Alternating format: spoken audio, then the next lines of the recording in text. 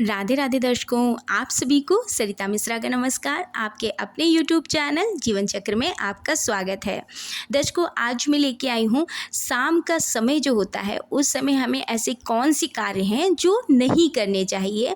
शास्त्रों में भी उन कार्यों को करना वर्जित बताया गया है, बिल्कुल भी शुभ नहीं बताया गया है, क्योंकि उस समय कहते हैं कि लक्ष्मी का आगमन होता है और ऐसे कार्यों को बिल्कुल नहीं करना चाहिए। इसके साथ ही ये भी कहा जाता है कि अगर हम इन कार्यों को करते हैं तो हमारे घर में बहुत ही दोष लगता है और हमारे घर में सुख समृद्धि का आगमन रुक जाता है या नहीं रहता है। तो इसलिए हमें ऐसे कार्यों को वर्जित बताया गया है संध्या काल में। तो चलिए दर्शकों, जान लेते हैं ऐसे कौन सी कार्य हैं जो हमें शाम के समय नहीं करने चाहिए।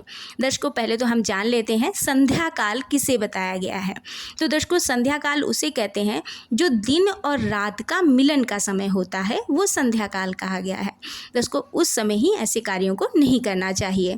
तो सबसे पहले बात करूं दर्शकों कि आराम करते हैं लोग, लेटते हैं या सो जाते हैं। तो दर्शकों, सबसे पहले हमें सोना नहीं चाहिए। शाम के समय सोना बहुत ही गलत बताया गया है, सोना तो नहीं चाहिए। अगर कोई बीमार व्यक्ति है, लेटा है, तो आप उसको उठा के बैठा सकते हैं। थोड़ी देर के लिए बात होती है दर्शकों, उसके बाद में उसको आप लिटा दीजिए। और अगर कोई छोटा बच्चा है वो सो रहा है तो उसको आप अकेला मत छोड़िए।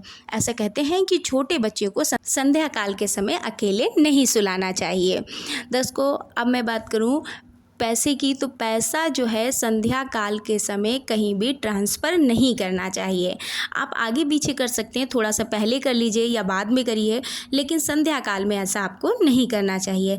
या अपने हाथ से हो सके उतना पैसा देने से भी बचिए, मतलब अपने आप को बचाइए। अगर आपको हाथ से पैसे देने पड़ रहे हैं तो उस समय ना देकर थोड़ा आगे पीछे इस चीज़ को कर सकते हैं, तो ऐसा आप करिए। अब मैं बात करूँ दोस्तों सिलने या सिलाई बुनाई की, तो जो लोग सिलाई बुनाई करते हैं उनका काम ही है।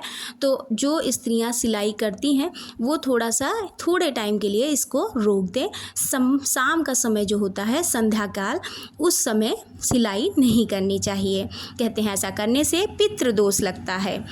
इसके साथ ही दर्शकों, तैयार होना, अगर कोई सुहागिन स्त्री है वो संध्या काल में तैयार ना हो। जो विधिवत रूप में तैयार होते हैं, महावर लगाते हैं, सिंदूर लगाते हैं, पूरी मांग भरते हैं, ऐसे दर्शकों संध्या काल के समय थोड़ा सा रोक के करें, ऐसा नहीं करना चाहिए।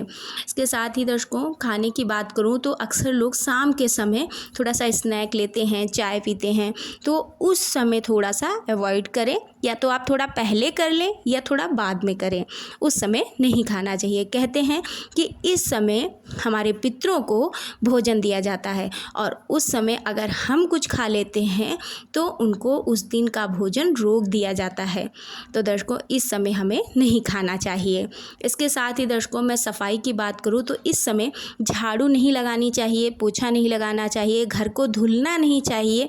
ऐसे सब कार्यों को भी वर्जित बताया गया है। कपड़े भी नहीं धोने चाहिए हमें शाम के समय, और हो सके दर्शकों तो बर्तन भी नहीं धोएं। बर्तनों को धोना ज़रूरी होता है, मानती हूँ, तो आप या तो पहले धुल लें या बाद में धुल लें, उस समय ना धोएं। इसके साथ ही दर्शकों, नाखून वगैरह नहीं काटने चाहिए, बाल नहीं कटवाने चाहिए। ऐसे कार्य भी संध्या काल में करना वर्जित बताया गया है।